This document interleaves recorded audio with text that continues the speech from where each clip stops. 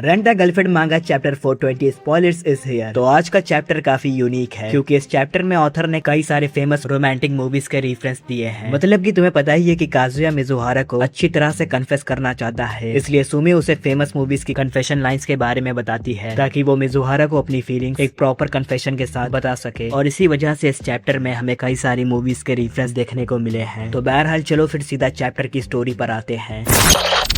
Chapter की शुरुआत में हमें दिखाती कि काजुया और सुमी लाइब्रेरी में थे और सुमी काजुया के लिए रोमांटिक बुक्स ढूंढ रही थी और काजुया अपने मन में कह रहा था कि लाइब्रेरी सुमी के लिए बिल्कुल परफेक्ट जगह लगती है। अरे यार, यहाँ कोई बोलता ही नहीं है, ये तो कम बोलने वालों के लिए जन्नत है। यहाँ पर मौजूद हर कोई मुझे सुमी की याद दिला रहा है। वैसे वो गई कहाँ? मैं लाइब्रेरी में बहुत कम आता हूँ, इसलिए मुझे पता नहीं है कि यहाँ कैसे ऐड करना चाहिए। रेंटल डेट बिताने का ये काफी इंटरेस्टिंग तरीका है, लेकिन जरूर इसके पीछे कोई ना कोई वजह होगी। इसके बाद काजुया देखते है कि सुमी वापस आ गई है और उसके हाथ में बहुत सारी किताबें हैं। फिर काजुया देखता है कि वो सारी किताबें रोमांस जॉनरा की थी और इस पैनल पर हमें शेक्सपियर की वर्ड्स ऑफ लव स्टोरी का रेफरेंस भी देखने को मिलता है। बहरहाल इसके बाद सुमी अपने बैग से एक नोटबुक निकालती है और फिर वो उस नोटबुक में फेमस कन्फेशन लाइंस लिखने लगती है और ये देखकर काजुया अपने मन में कहता है, ओह अब मुझे समझ आया, मैंने उसे बताया था कि मैं स्ट्रगल कर रहा हूँ, इसलिए शायद वो मेरी मदद करने की कोशिश कर रही है ताकि मैं अपने प्यार को कन्फेस करने का कोई तरीका सोच पाऊँ। तो ये बात है, इसीलिए हम लाइब्रेरी में हैं। हमेशा की तरह वो बिल्कुल बात नहीं कर रही है, लेकिन वो बहुत साफ दिल की है, वो बहुत सेल्फ सैक्रिफाइस वाली है। इसके बाद सुमी काजुया को एक बुक देती है जिसमें मूवीज की 100 लाइंस थी। उस बुक को देखकर काजुया खुद से कहता है मिजुहारा को मूवीज और प्लेस बहुत पसंद है, तो शायद कुछ ऐसा करना अच्छा रहेगा। इसके बाद काजुया उस बुक को खोलता है तो वो देखते हैं कि उस बुक में सबसे पहली लाइन रोमियो और जूलियट स्टोरी की थी कि तुम्हारे लिए मेरा प्यार समुद्र जितना गहरा है। ये पढ़कर काजुया कहता है, रुको, सच में क्या ये चीजें ऐसी हैं? खैर ये एक मूवी की लाइन है तो बेशक ये ड्रामेटिक है। फिर काजुया अपनी इमेजिनेशन वर्ल्ड में मिजुहारा को यही लाइन बोलकर कन्फेस करता है और इस पर मिजुहारा उससे कहती है, क्या तुम सीरियस हो? क्या तुम खुद को लियोनार्डो डिकैप्रियो समझ रहे हो? तुम एक लौड़े हो, जाओ और जाकर हेंटाई देखकर मुठ मारो। बहरहाल ये सोचकर काजुया खुद से कहता है, मेरे ख्याल से अच्छे दिखने वाले लड़कों के लिए प्यार का इजहार करना भी आसान होता है। फिर भी सुमी मुझे यहाँ लाई है, नोट्स लेने से मेरा कोई नुकसान नहीं होगा, हिम्मत मत हारो, मुझे लड़ते रहना होगा। इसके बाद हमें 1 घंटे बाद का सीन दिखाते हैं और हमें दिखाते हैं कि सुमी और काजुया एक पब्लिक प्लेस में बैठे हैं और वहाँ पर काजुया अपने मन में कहता है, मैंने काफी सारी लाइंस इकट्ठी कर ली हैं, कम से कम 70 के आसपास, कुछ मूवीज और ड्रामा से और कुछ एआई से भी। मैं उन्हें बिल्कुल वैसे के वैसा ही इस्तेमाल नहीं कर सकता, लेकिन शायद इसमें शुरुआत करने में मदद मिल जाए और हो सकता है कि मैं अपना खुद का कन्फेशन भी बना लूं। लेकिन फिर भी इनमें से बहुत सी लाइंस काफी बनावटी लगती हैं, फिर चाहे मैं इन्हें जैसे भी कहूँ मुझे नहीं लगता कि मैं इनमें से कोई भी लाइन बोल पाऊंगा। सुमी काजुया को परेशान देखकर उससे पूछती है क्या हुआ। इस पर काजुया उससे कहता है, मैं बस जितना ज्यादा इसके बारे में सोचता हूँ उतना ही मुझे लगता है कि शायद मैं ये लाइंस ठीक से नहीं कह पाऊंगा। ये सुनकर सुमी काजुया की ओर मुड़ जाती है और फिर वो उसे घूरने लगती है। वो ऐसा इसलिए करती है ताकि काजुया उन लाइंस की उस पर प्रैक्टिस कर सके। उसे देखकर काजुया समझ जाता है कि सुमी क्या चाहती है। फिर वो उससे कहता है, सुमी पब्लिक प्लेस में ऐसा करना थोड़ा शर्मनाक होगा। ये सुन करके भी सुमी उसे घूरना बंद नहीं करती है। फिर काजुया अपने मन में कहता है, ये टस से मस नहीं हो रही है, इसने पक्का इरादा कर लिया है। मुझे लगता है कि सुमी सही है, अगर मैं यहाँ नहीं बोल पाया तब मैं मिजुहारा के सामने कैसे बोल पाऊंगा। मुझे पता है सुमी इस बारे में शर्मा रही है, लेकिन रेंटल गर्लफ्रेंड के तौर पर मेरी मदद करने के लिए सुमी अपनी पूरी कोशिश कर रही है। इसके बाद काजुया को मिजुहारा का मुस्कुराता हुआ चेहरा याद आता है और फिर वो सुमी से टाइटैनिक मूवी की ये लाइन बोलता है,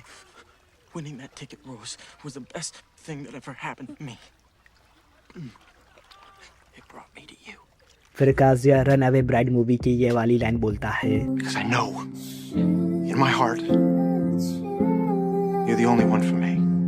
इसके बाद काजुया एक के बाद एक फेमस मूवीज की लाइंस बोलता है जिसमें फॉरेस्ट क्रम, Bridget Jones Diary, as good as it gets, Hitch, Tom Cruise की जेरी मैगवायर जैसी बड़ी मूवीज शामिल है। लेकिन जो सबसे बेस्ट लाइन काजुया ने कही थी वो मेरी पर्सनल फेवरेट रायन गॉसलिंग की द नोटबुक मूवी की ये वाली लाइन थी।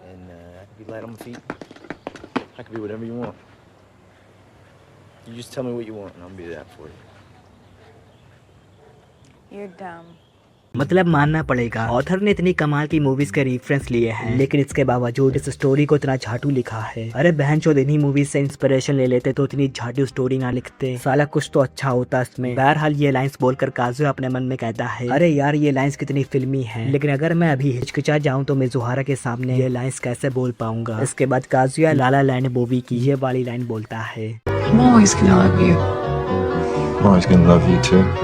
और ये सारी लाइन सुनकर सुमी इतना ज्यादा शर्मा जाती है कि उसकी नाक से खून बहने लगता है और इसके बाद वो वहीं पर बेहोश भी हो जाती है। और ये देखकर काजुया काफी घबरा जाता है और वो सुमी को संभालने लगता है और इसी सीन पर ये चैप्टर खत्म हो जाता है। तो यार तुम खुद ही देखो रिफ्रेश ऑथर ने कितनी कमाल की मूवीज के दिए हैं, लेकिन अपनी स्टोरी की तो गांड फाड़ के रख दी है। मतलब हद होती है। जब तुम्हें पता है कि तुम्हें कहां से इंस्पायर होना है तो बहनचोद वहां से इंस्पिरेशन लो ना यार। काहे ऑडियंस की दिमाग की धज्जियां उड़ा रहे हो भाई। ये ऑथर बड़ा ही हरामी है यार। बहनचोद ये अलग ही लेवल का बहन कलौड़ा है। चलो यार ये ऑथर जाए भाड़ में, बाकी का तुम लोग इसे कमेंट में देख लेना। वैसे अगर तुम्हें वीडियो पसंद आई हो तो वीडियो को लाइक कर देना, चैनल पर नए हो तो सब्सक्राइब करके बेल आइकन को भी दबा देना ताकि तुम्हें ऐसे ही इंटरेस्टिंग वीडियोस की नोटिफिकेशन मिलती रहे। तो फिर आज के लिए बस करते हैं, मैं मिलूंगा तुमसे नेक्स्ट वीडियो पे, तो बाय बाय।